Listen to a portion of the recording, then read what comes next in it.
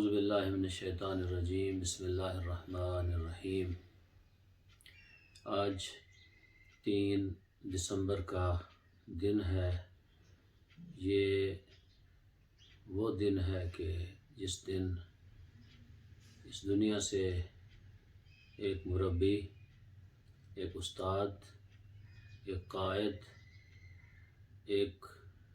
قائد گر شخصیت، ایک وہ شخصیت کہ جس نے سینکڑوں نہیں بلکہ ہزاروں کی تعداد میں مجھ جیسے طلباء کی تربیت کی، اور وہ شخصیت جو اپنے اندر تمام جہات، جس جہت سے بھی ہم اس شخصیت پہ نظر ڈالیں تو وہ کامل تھی۔ اس دنیاوی اعتبار سے جو اس دنیا میں افراد، اشخاص موجود تھے، ان کے اندر ان کا ایک مقام تھا۔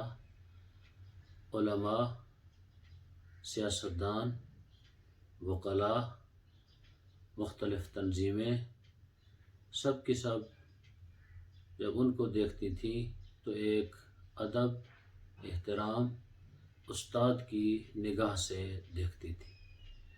وہ شخصیت جنہوں نے جہاں علماء کی تربیت کی، جہاں پر انہوں نے ایسے اپنے شاگرد باقیات و صالحات کے طور پر چھوڑے، جن شاگردوں میں حال ہی میں ان کے ایک شاگرد حضرت حجت الاسلام والمسلمین علامہ سید نیاز حسین نقوی رحمۃ اللہ علیہ، جن پہ وہ فخر کیا کرتے تھے، فرمایا کرتے تھے کہ یہ ہمارے لیے باعث فخر بھی ہیں، اور یہ ہمارے لیے ایک ایسی شخصیت ہیں جنہوں نے ہماری دنیا میں عزت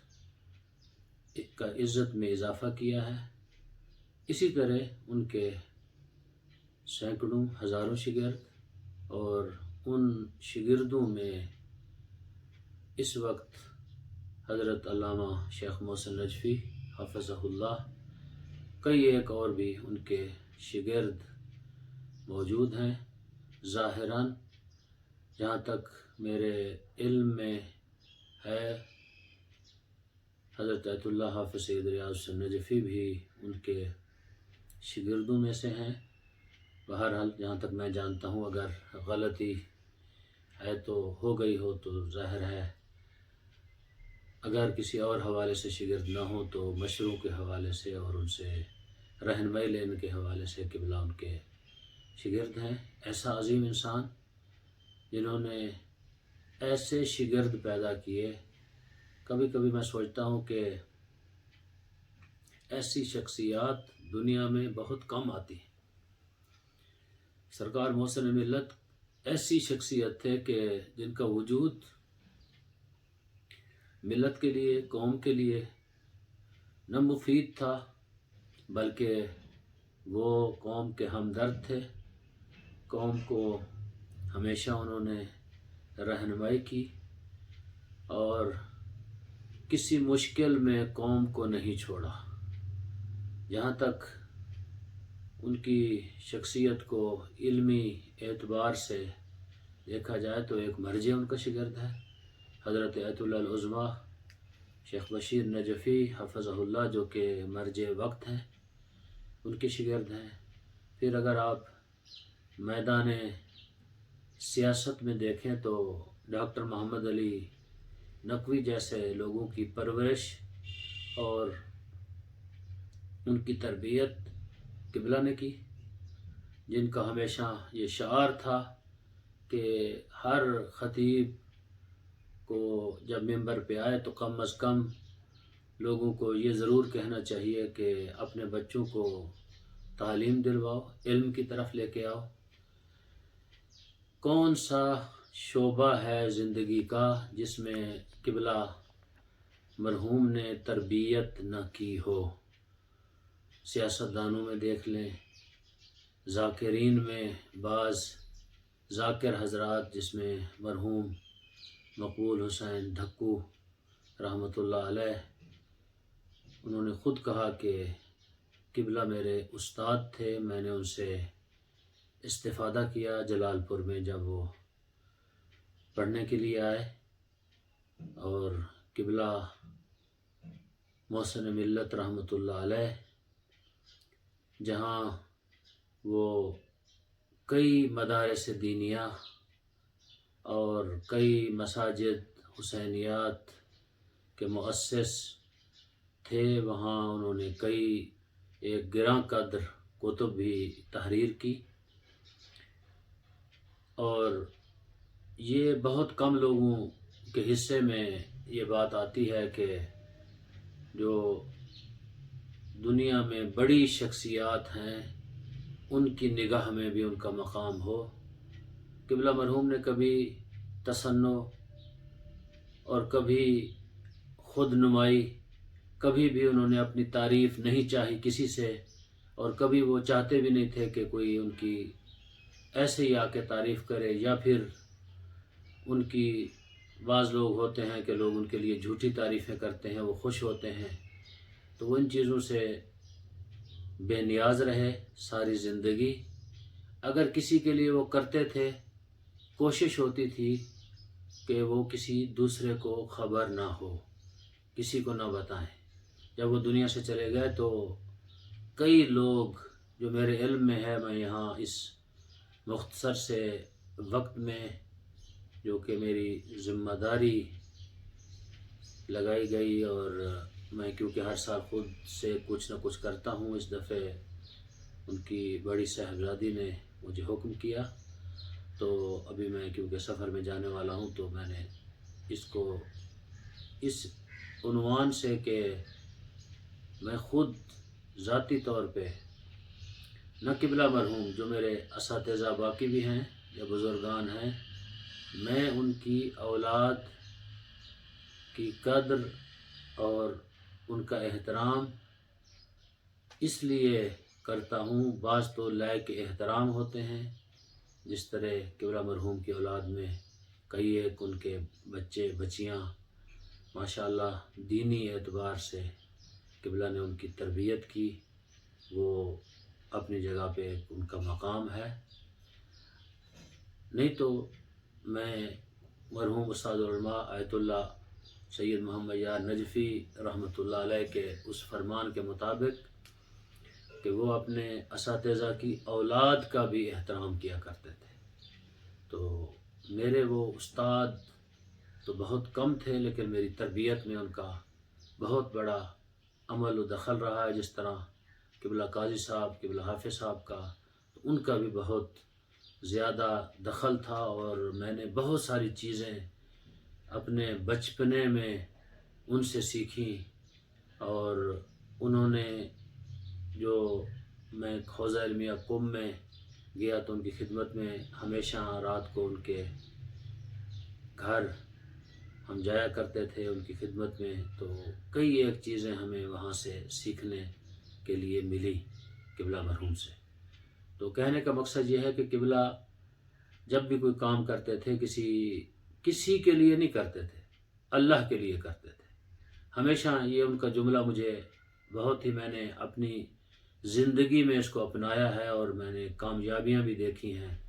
وہ فرمایا کرتے تھے کہ 3 کام آپ اگر کریں تو آپ کو دنیا کافر بھی کہے تو آپ پرواہ نہ کریں۔ سب سے پہلا کام وہ فرماتے تھے کہ آپ اللہ کے علاوہ کسی کے اطاعت گزار نہ بنیں، اللہ کی اطاعت کریں، اپنے اندر کسی اور کو اللہ کی جگہ پہ جگہ نہ دیں۔ دوسرا کام وہ فرمایا کرتے تھے کہ آپ کو قرآن و اہل بیت سے محبت نہیں ہونی چاہیے، بلکہ آپ کو مودت ہونی چاہیے، اور آپ کا بچھونا، آپ کا اوڑھنا قرآن و اہل بیت ہونے چاہیے۔ ہمیشہ آپ اپنی زندگی میں ان 2 شخصیات کو جگہ دیں۔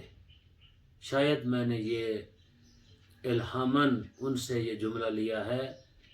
حال ہی میں لیوٹن میں کسی گھر میں موجود تھا، تو وہاں کچھ لوگ دوست آئے اور انہوں نے کہا کہ اس زمانے میں ہم کس سے رہنمائی لیں۔ میں نے کہا کہ ہمارے درمیان ایک معصوم نمائندہ موجود ہے، ہر وقت موجود ہے، 24 گھنٹے، ہم اس سے رہنمائی لے سکتے ہیں۔ پریشان ہو گئے، کہا کہ مولانا وہ معصوم نمائندہ کون ہے؟ میں نے کہا وہ قرآن حکیم ہے جو ہمارے گھروں میں ہے، ہم اس سے رہنمائی لے سکتے ہیں۔ یہ قرآن حکیم بند ہونے کے لیے نہیں آیا۔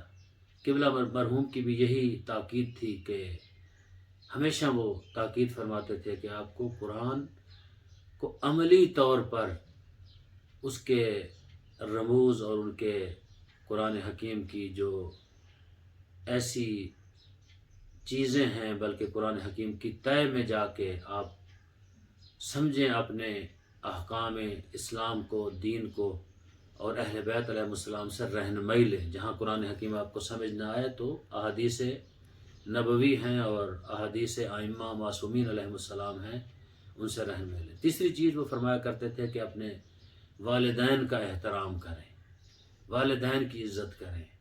تو قبلہ جہاں میرے مربی تھے، استاد تھے، وہاں میرے والد تھے، وہ آج بھی میرے اندر رہتے ہیں۔ میں نے شاید کارپی کے مدرسے میں بھی کہا تھا کہ کچھ لوگ ایسے ہیں جو دنیا سے چلے گئے، اس زمانے میں قبلہ قاضی صاحب موجود تھے، چلے گئے ہیں دنیا سے، لیکن میں جب ان کی تصویر کو دیکھتا ہوں تو اس سے باتیں کرتا ہوں۔ ان شخصیات میں سے ایک شخصیت قبلہ مرحوم کی ذات ہے، علامہ صفدر حسین نجفی رحمۃ اللہ علیہ، ان کی ذات ہے۔ کبھی کبھی میں سوچتا ہوں کہ ہم نے ان کے حق میں کچھ ہم سے کوتاہی بھی ہے، ہم نے کبھی کوئی ایسا اہتمام نہیں کیا۔ میں نے سوچا بہت کہ ہم ان کی شخصیت پہ کچھ کام کریں اور ان کی شخصیت پہ کانفرنس یا کچھ لکھا جائے، تو پھر جب دیکھا کہ ان کی اولاد اور ان کے کچھ اور عزیز اس لیے کام کر رہے ہیں اس سلسلے میں، تو میں پھر پیچھے ہو گیا۔ بہرحال ابھی تک شاید میرے علم میں نہیں کہ وہ کام ہوا ہے یا نہیں ہوا، تو وہ کام بھی ہونا چاہیے۔ قبلہ کی شخصیت ایسے بزرگ ہمارے بچوں کے لیے، ہمارے خاندانوں کے لیے، بزرگوں کے لیے، خواتین کے لیے ایک نمونہ عمل ہے۔ ان کی زندگی، گھر کی زندگی ہو، باہر کی زندگی ہو، ایک نمونے کی حیثیت رکھتی ہے۔ تو کہنے کا مقصد یہ ہے کہ وہ کسی کی خوشامد نہیں کرتے تھے، اگر کسی کو مستحق سمجھتے تھے تو وہ عمل کیا کرتے تھے اس کے اوپر۔ جس طرح امام خمینی رحمۃ اللہ علیہ نے ان کے بارے میں کہا کہ صفدر حسین راہ می رفت خدا اسباب جور می کرد۔ مولانا صفدر حسین نجفی راستہ چلتے تھے، اللہ ان کے لیے اسباب مہیا فرماتا تھا۔ کیوں کہا امام خمینی نے؟ اور کسی کے لیے نہیں کہا۔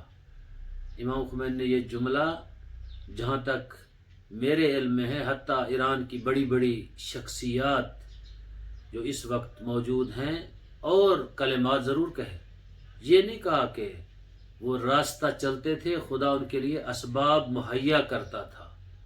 اس کی وجہ خلوص، اس کی وجہ قبلہ محسن ملت کے اندر وہ جو اخلاص تھا، للہیت تھی، اس کی وجہ تھی، جس کی وجہ سے امام خمینی نے کہا۔ اور امام خمینی نزدیک سے قبلہ مرحوم کو جانتے تھے۔ میں اپنے عزیزان کو جو خانوادہ نقوی سے تعلق رکھتے ہیں ان سے بھی کہوں گا، شاید میں نے گزشتہ برسی میں بھی ایک وائس میسج چھوڑا تھا، اس میں بھی کہا تھا کہ ہم قبلہ کی سیرت پہ اگر عمل کر لیں، ائمہ کی سیرت پہ شاید بعض لوگ کہتے ہیں عمل کرنا مشکل ہے، جبکہ میرا اپنا نظریہ ہے کہ اگر ہم چاہیں تو امیر المومنین کی سیرت پہ کئی ایک صحابہ کرام نے عمل کیا، ہم بھی عمل کر سکتے ہیں۔ کئی ایک لوگ اس وقت بھی موجود ہیں، ان کا عملی نمونہ قبلہ کی شخصیت تھی، مسلم ملت کی، ہم کر سکتے ہیں۔ لوگ اگر نہیں کر سکتے تو ان کی شخصیت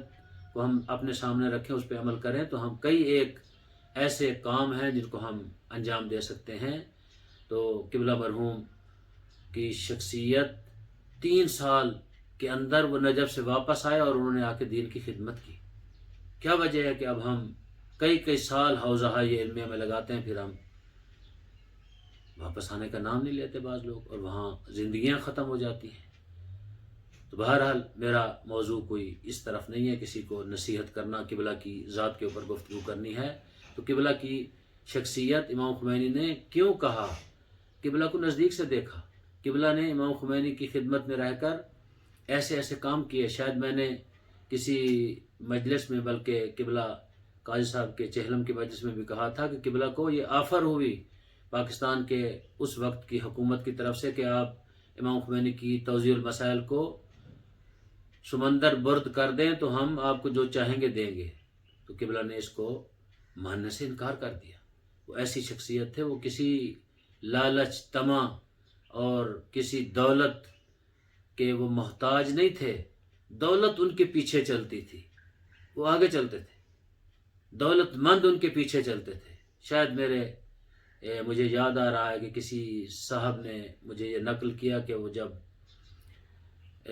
یہاں لاہور میں جامعۃ المنتظر مالٹون میں بن رہا تھا تو محلہ کشمیریاں مسجد میں جہاں مرحوم آغا علی موسوی رحمۃ اللہ علیہ پیش نماز تھے وہاں گئے تو انہوں نے اپنا مصلی ان کے حوالے کیا نماز کے لیے. تو کسی نے آ کے ان کے کان میں کہا کہ ایک صاحب تیسری صف میں بیٹھے ہوئے ہیں، اگر آپ ان کو پہلی صف میں بلا لیں تو ان کے پاس پیسے ہیں، آپ کو وہ پیسے دے دیں گے. یہ ہوتا ہے اخلاص. ہم طلباء کو یہ چیزیں ان سے سیکھنی چاہیے. جب کہا تو انہوں نے بجائے اس کے کہ دھیمی آواز میں کہتے تو اس لیے نہیں بلایا کیونکہ اس میں کسی کا حق ختم کر کے اس کو جگہ دینی تھی، یا وہاں سے اٹھانا تھا پہلی صف سے کسی کو. تو قبلہ صاحب نے یہ گوارا نہیں کیا کہ کسی کو اٹھائیں اور اس کو بلائیں. اور یہ جملہ کہا کہ پنجابی میں وہ ہمیشہ یہ جملہ فرمایا کرتے تھے، کیونکہ یہاں اس کا کوئی اور بدل میرے ذہن میں نہیں آ رہا تھا، اس لیے میں پنجابی میں بھی استعمال کروں گا. انہوں نے فرمایا کہ خسمہ نو کھائے، یہ جملہ کہا. تو اس صاحب نے جب سنا تو وہ ظاہر ہے انسان ہے، آگ بھگولا ہوا، وہ وہاں سے چلا گیا اور نماز پڑھ کے تو پھر ناراض ہو گیا. وہ شخص کہتا ہے کہ یہ ان کی شخصیت کے اندر روحانیت تھی، اخلاص تھا، للیہت تھی، اللہ تعالیٰ سامنے تھا، اللہ کو مد نظر رکھتے تھے، خدا کے لیے کام کرتے تھے، کسی اور کے لیے کام نہیں کرتے تھے. فرمایا کرتے تم خدا کے لیے کام کرو چاہے لوگ آپ کے مخالف بھی کیوں نہ ہو جائیں. تو دوسرے دن وہ شخص جامعۃ المنظر میں آتا ہے، وہی پیسے لے کے معذرت بھی کرتا ہے. کہتا ہے کہ بلا میں نے رات کو سوچا آپ نے صحیح فرمایا کہ وہ میرے اوپر احسان کرے گا، وہ مال امام لے کے بیٹھا ہے، اس کے اوپر واجب ہے وہ آ کے دے. تو قبلہ یہ میں دینے آیا ہوں اور میں معافی بھی چاہتا ہوں آپ سے. تو یہ ہمارے سامنے اس طرح کی کئی ایک مثالیں اگر میں چاہوں تو دے سکتا ہوں. اور امام خمینی رحمۃ اللہ علیہ یہ قبلہ نے خود قوم میں جب قبلہ کے اوپر بعض لوگوں نے رقیق حملے کیے تو قبلہ نے قوم کے اندر ایک خطاب کیا منتصر میں. تو انہوں نے اس کے اندر یہ 2 چیزیں انہوں نے فرمائی. ایک یہ کہ فرمایا کہ کچھ ایسے لوگ ابھی بھی شاید وہ بعض لوگ جن کا نام میرے ذہن میں ہے، میں نہیں چاہتا کہ اس دن میں اور قبلہ مرحوم اب دنیا سے چلے گئے ہیں اور ہم ان باتوں کو دہرائیں. تو فرمایا کہ کچھ مولوی صاحبان میں سے ایسے لوگ بھی تھے، ہیں اس زمانے میں، انہوں نے کہا اب بھی ہیں، جو انہوں نے اس زمانے میں کہا کہ آج وہ انقلاب کے ٹھیکیدار بنے ہوئے ہیں. کہ کہتے ہیں جب ہم نے امام خمینی کا تعارف کرایا تو وہ امام خمینی کو ایک مولانا بھی ماننے کے لیے تیار نہیں تھے. وہ کہتے تھے کہ امام خمینی کو معاذ اللہ نہج البلاغہ بھی نہیں آتی. تو آج وہ انقلاب کے ٹھیکیدار بنے ہوئے ہیں. ایسے ہی ہر زمانے میں کچھ لوگ جو مخلصین ہوتے ہیں ان کو ختم کرنے کے لیے کچھ لوگ آ جاتے ہیں. تو لہٰذا یہ ایک عظیم اس صدی کی عظیم شخصیت تھی. میں کہتا ہوں کہ پاکستان کے لیے نہیں بلکہ پوری ملت تشیع کے لیے، پوری ملت اسلامیہ کے لیے وہ ایک عظیم درسگاہ تھے، محسن ملت. تو دوسری بات انہوں نے فرمائی کہ یہ بات انہوں نے فرمایا کہ میں نے آج تک نہیں کی لیکن میں اس لیے کر رہا ہوں کہ اب لوگ اس حد تک پہنچ گئے ہیں تو میں فقط ان کو بتانا چاہتا ہوں. وہ رسیدیں بھی ان کے پاس موجود تھیں کہا کہ میں اپنا مکان ذاتی بیچ کے امام خمینی کو پیرس میں پیسے دینے والا تھا۔ یہ ہمارے لیے اعزاز ہے، ہماری ملت کے لیے، پاکستانیوں کے لیے، جہاں جہاں اردو سننے بولنے والے لوگ میری یہ آواز اور یہ بات سنیں گے، اپنے لیے اعزاز سمجھیں۔ اللہ نے آپ کو ایسی شخصیات دیں جنہوں نے کچھ لوگوں کی تربیت کی، جس طرح قبلہ قاضی صاحب انہوں نے فرمایا کہ انقلاب لانے والوں میں یا میرے شاگرد تھے یا میرے استاد تھے یا میں تھا، اور اسی طرح میں کہتا ہوں کہ انقلاب میں جہاں لوگوں نے مدد کی وہاں ولو ایک چھوٹا سا پیسہ اس بڑھیا کی طرح جس نے حضرت یوسف کے خریداروں میں تھی، ولو ایک چھوٹا پیسہ تھا تو وہ کس خانوادے کے تھا؟ خانوادہ نقوی، سرکار محسن ملت کا ذاتی گھر، اپنا گھر بیچ کے جا کے پیرس میں امام خمینی کو پیسے دیے۔ اور یہاں پر میں ضروری سمجھتا ہوں کہ اس شخصیت کا بھی نام آنا چاہیے کہ جو معتمد خاص تھے سرکار محسن ملت کے، سیٹھ نواز علی ساعتی رحمۃ اللہ علیہ۔ تو یہ اعزاز قبلہ نے سیٹھ صاحب کو بھی دیا، ساتھ لے کے گئے۔ سیٹھ صاحب اکثر کہا کرتے تھے کہ اسی کتھے تے قبلہ صاحب کتنی بڑی شخصیت تھے کہ وہ سانو نہ لے کے گئے، یعنی وہ ہمیں ساتھ لے کے گئے، ہمیشہ ساتھ رکھا۔ اور اکثر وہ فرمایا کرتے تھے کہ کاش کہ کچھ مخلصین میرے ساتھ اگر ہوتے، جس طرح امام جعفر صادق علیہ السلام نے فرمایا تھا کہ کاش میرے ساتھ اتنے لوگ ہوتے تو میں قیام کرتا، مخلصین ہوتے تو میں انقلاب لاتا۔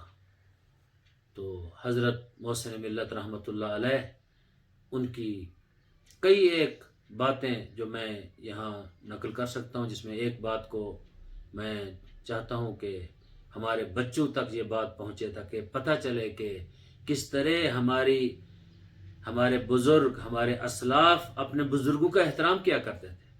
اور اس بات میں شاید مولانا نجم الحسن صاحب جو کہ ان کے داماد معظم ہیں، جو بیمار بھی ہیں، اللہ ان کو شفا دے، تو وہ بھی امام خمینی ہسپتال میں جب قبلہ زیر علاج تھے تو سعادت قبلہ نے مجھے بھی عطا کی، میں ان کی خدمت میں تھا، تو انہوں نے مجھے فرمایا کہ آپ کچھ ہمیں ہمارے بارے میں بتائیں کہ ہمارے بارے میں قبلہ یار شاہ صاحب کیا فرمایا کرتے تھے۔ قبلہ صاحب بزرگ تھے، وہ کبھی کبھی سخت جملات بھی فرمایا کرتے تھے قبلہ یار شاہ صاحب، تو میں ان باتوں کو قبلہ کی خدمت میں بھی نقل نہیں کرنا چاہتا تھا قبلہ محسن ملت کی۔ انہوں نے فرمایا کہ نہیں، آپ ان کو نقل کریں، تو میں نے ان کو نقل کیا، خوش ہوئے۔ جب کسی نے کہا کہ قبلہ کے وہ سخت تھے، اس طرح کی باتیں کرتے تھے، کہا کہ ان کی سختی بھی ہمارے لیے دعا ہوا کرتی تھی۔ یہ باتیں ہمارے لیے نصیحت ہے۔ اگر ہمیں کوئی بزرگ سختی کرتا ہے تو ہم اس کو نصیحت جانیں، ہم اس کو اپنے لیے اذیت نہ جانیں، ہمارے لیے وہ نصیحت کا سبب ہے۔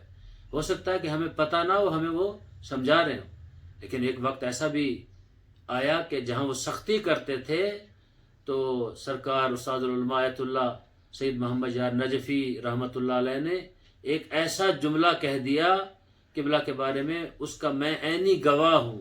علی پور میں جب قبلہ تشریف لائے، جو آج بھی مسجد موجود ہے، وہاں پر ایک خطاب رکھا گیا قبلہ کے لیے، تو قبلہ خطاب کر رہے تھے، تو قبلہ صاحب استاد العلماء اپنے کمرے میں بیٹھے ہوئے تھے، کچھ لوگ وہاں علاقہ کے اور کچھ علماء بیٹھے ہوئے تھے، تو فوراً کھڑے ہو گئے اور کہنے لگے کہ چلو جا کے صفدر حسین کی مجلس سنتے ہیں، اور ایک جملہ کہا کہ صفدر حسین قابل زیارت شخص ہے۔ یہ جملے کوئی عام جملے نہیں ہے، معمولی نہیں ہے کہ قبلہ کے بارے میں یہ استاد العلماء کہیں، اور استاد العلماء میں بھی یہ بات نہیں تھی کہ کسی کی خوشامد کریں، حتیٰ بڑے بڑے جابر اور بڑی بڑی شخصیات کو وہ کلمہ حق کہنے والے شخص تھے، تو ان کو کیا ضرورت تھی اپنے بچے کے لیے، اپنے بیٹے کے لیے جملے کہتے؟ یعنی یقیناً وہ ان کو قابل زیارت سمجھتے تھے۔ اللہ نے ہم سے، یہ اس کی اپنی حکمت ہے، وہ حکیم مطلق ہے، اس کی بارگاہ میں ہم کچھ کہنے سے قاصر ہیں، لیکن اللہ تعالیٰ نے ہم سے ایسی ایسی شخصیات کو اٹھا لیا، اپنے ہاں بلا لیا۔ شاید میں یہ سمجھتا ہوں کہ ہمارے لیے اگر وہ قابل زیارت ہیں تو وہاں کی جو مخلوق ہے اس پار کی جہاں وہ موجود ہیں آج، یقیناً وہ جنت معلیٰ میں جو کہ عارضی طور پر مومن کے لیے معین کی گئی ہے، جہاں پر عالم برزخ کی نعمات سے ان کا تواضع کیا جاتا ہے، اس جگہ پہ وہ موجود ہوں گے دونوں شخصیات۔ بلکہ یوں کہوں کہ قبلہ قاضی صاحب رحمۃ اللہ علیہ، جن پہ وہ اعتماد کیا کرتے تھے، جس طرح سیٹھ صاحب معتمد خاص تھے، اسی طرح قبلہ صاحب بھی ان کے معتمد خاص تھے۔ قبلہ کی شخصیت، مقام، ان کی عزت، ان کا احترام بہت بہت زیادہ ہے۔ ہم کہاں اور وہ کہاں، ہم ان کے اگر بارے میں چیزوں کو نقل کرنے بیٹھ جائیں تو چیزیں ختم نہیں ہوتی، لیکن وقت ختم ہو جاتا ہے۔ وقت کی قلت کی وجہ سے، وقت کے کم ہونے کی وجہ سے میں زیادہ سامعین، ناظرین جو کہ انشاءاللہ بعد میں اس کو سنیں گے، دیکھیں گے، وقت زیادہ نہیں لینا چاہتا۔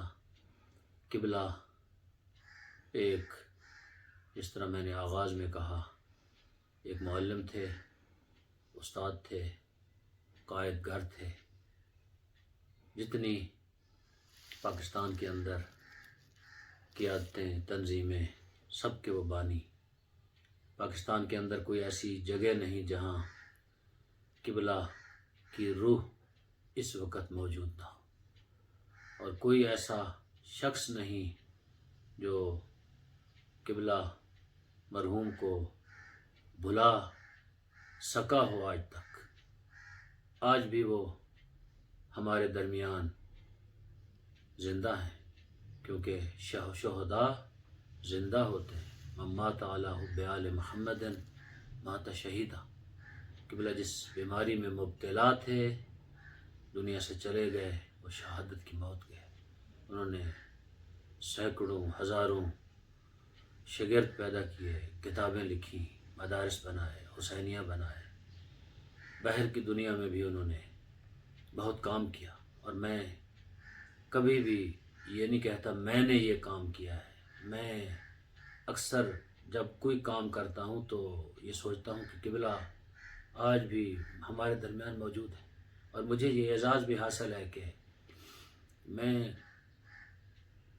کم لوگوں کو خواب میں دیکھتا ہوں، اور لوگ مجھے بہت کم وقت میں ملتے ہیں، اور یہ مجھے اعزاز ہے کہ قبلہ میرے خواب میں میرے گھر کوپن ہیگن تشریف لائے، میری رہنمائی کرنے کے لیے، مجھے نصیحت کرنے کے لیے۔ تو آج جو کوپن ہیگن میں مدینۃ العلم اور اٹلی کے اندر کارپی میں مدینۃ العلم ہے، در حقیقت میں قبلہ محسن ملت کے وہ خواب تھے جن کو میں نے قبلہ قاضی صاحب اور قبلہ حافظ صاحب کی سرپرستی میں ان کو پورا کیا۔ اور میرے ساتھ جو لوگ اب بھی ہیں کام کرنے والے اور مخلصین کوپن ہیگن کے اندر اور پورے یورپ کے اندر، علماء اور جوان، بزرگ، سب قابل قدر ہیں، کیونکہ بہت زیادہ ہیں۔ سب کا نام لینا یہاں میرے لیے مشکل ہو رہا ہے کہ ان کا نام لوں، اور میں آخر میں یہی کہوں گا کہ عاشا سعیدن و ماتا سعیدہ۔ قبلہ کی ذات ایسی بابرکت ذات تھی کہ دنیا سے چلے گئے ہیں تو جانے کے بعد بھی ان کے فیوزات، برکات، ان کے شاگردوں، کتابوں، ان کی اولاد، ان کے خانوادہ کی شکل میں جاری و ساری ہیں۔ میں ان کے خانوادہ، نقوی خاندان اور خصوصاً ان کی اولاد، بالاخص ان کی صاحبزادی، بڑی صاحبزادی، ان کی خدمت میں انہوں نے متوجہ کیا اس طرح، مجھے ان کا شکر گزار ہوں۔ اور میں سب ان کی اولاد، ان کے نواسے، پوتے پوتیاں اور نقوی خاندان سے بھی اس چیز کی طرف میں ان کی توجہ دلاتا ہوں کہ قبلہ کی اگر مشن کو جاری رکھنا ہے تو پھر قبلہ کی راہ کو اپنانا پڑے گا۔ زبانی کلامی قبلہ کے بارے میں جملات کہہ دینا روایتی، یہ ان چیزوں کا میں کبھی قائل نہیں ہوں، کیونکہ یہ چیزیں میں نے قبلہ سے سیکھی ہیں، تو لہٰذا اسی پہ میں اس کا اختتام کروں گا۔ اللہ تعالیٰ ان کے درجات عالی ہیں، عالی فرمائے۔ اللہ تعالیٰ ہم سب کا حامی و ناصر ہو۔